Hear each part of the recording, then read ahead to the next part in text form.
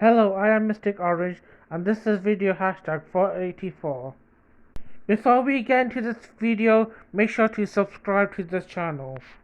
In this video, I will be talking about Winx Club Season 3 Episode 13. AKA is the episode where Tecna gets her Enchantix.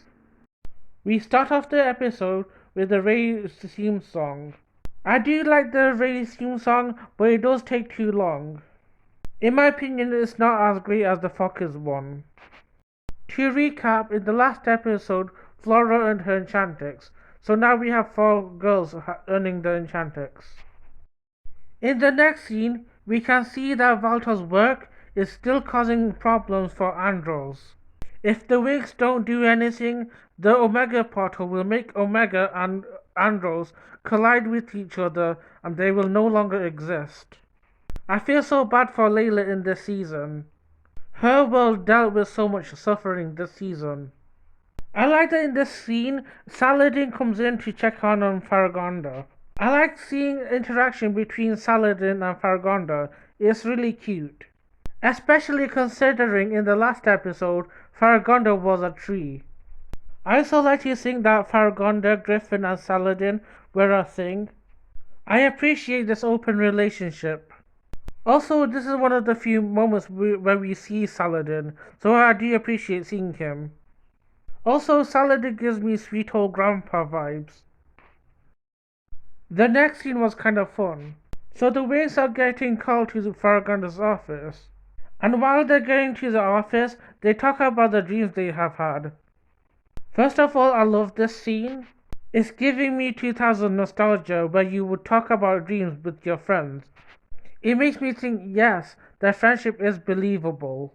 It's also cute when they talk about their dreams. First of all, Stella's dream was about where Brandon and Stella had some wings and they were flying around a mansion.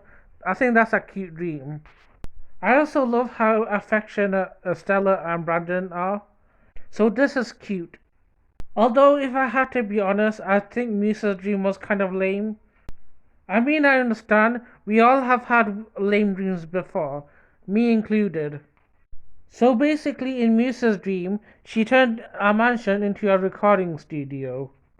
This made me think of a scene from SpongeBob SquarePants, where Patrick would have a dream, and SpongeBob will be like, oh, this is a dream, you can do whatever you want.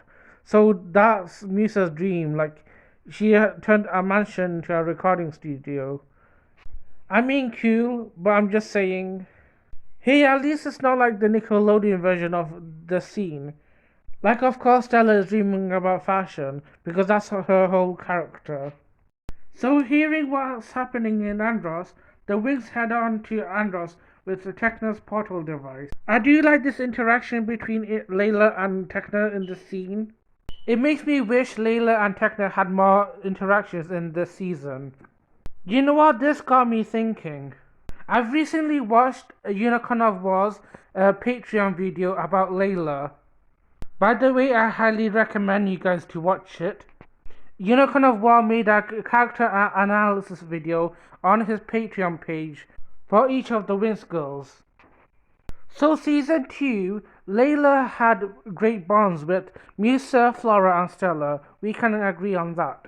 I think with season 3, I think we should have had more interactions with Layla with Bloom and Tecna.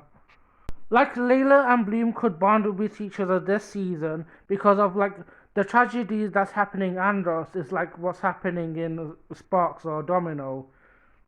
And then with Tecna, Layla and Tecna could have bonded over how Tecna saved Layla's world. I mean, it was right there, Rainbow. Also, this scene kind of foreshadows what's gonna happen in later in this episode. Like Layla calls Tecna brilliant for creating a portal, and you know, spoiler alert, Tecna like closes a portal. So yeah. In the next scene, the Winx finally arrive at Andros to save the day. We see Pterodor and Niobe still at the palace. I love their designs, they're so beautiful and regal, especially Niobe. Pterodor is about to give up, but Layla insists that they shouldn't give up and they can do this. In the next scene, the girls transform, and it's fun to see the Magic Winx girls transform alongside the Enchantix girls.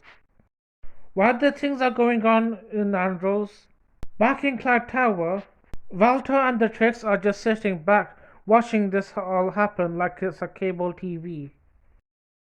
In the next scene, we have the Winx fighting off the mermaids and the minions of Andros.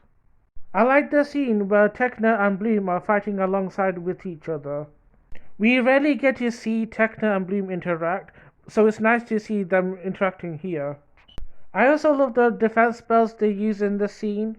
It's like the scene from Cloud Tower in episode 11. Like Bloom has a star-shaped shield and Tecna has like number-shaped shield. Visually, I think both of their shields look good. I also like the names of the offensive spells. Like I watched all 3 dubs of this version and I liked all the names of the spells. Ideally, I want more scenes with Bloom and Tecna together. While I love the fairy dust and the sequences, I really do, I feel like in this episode there's too many fairy dust sequences. Like I grew up with the Focus dub, I didn't realize how many fairy dust were in the raid version. So sometimes I can't understand why Focus had to cut the fairy dust sequences, because they do feel like screen hogs to me. But I wish the Focus dub didn't cut the fairy dust entirely, just when we needed it. Like I thought fairy dust was to break dark spells and heal people, so why is Stella and Flora using the fairy dust to create spells? Also, when Stella used her fairy dust to create like a rainbow thing, like few seconds later Flora is using her fairy dust to create a beanstalk. It's kind of whiplash inducing. The next scene, I didn't like the scene. We're back in Cloud Tower and the Tricks want to like go to Andros and fight the Winx, right? The only thing I don't like about this scene is like I don't see the point of this scene. Like why do they want to go and fight the Winx when they know they have like monster to like defeat the Winx? Like nothing was achieved with this scene. Also, why are the Tricks feeling bad that they're not the ones finishing off the Winx? Isn't defeating the Winx from a distance a good thing? In the next scene, Pterodor defends Layla from these monsters. And I love their interactions. It's really sweet seeing father and daughter relationship. And Layla is an inspiring character. If it wasn't for her, Pterodor would not have believed in himself. In the next scene, Layla uses her fairy dust to free the mermaids. Layla totally slayed in this episode. I just wish Musa was active in this episode. In the next scene, we get introduced to Taebok the wizard. I wish Taebok was from Zenith. That could somewhat explain how Tecna could have earned Enchantix. Like they mentioned that his ship was wrecked by a mermaid and how he entered the Andros, like he could have been from Zenith. Also, it's kind of Taebok's fault for having the portal in Andros.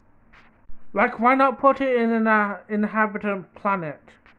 Like, this makes me think of, like, in season 1 when they did an episode on Reality Chamber and they had to pick a planet which, like, a dead planet.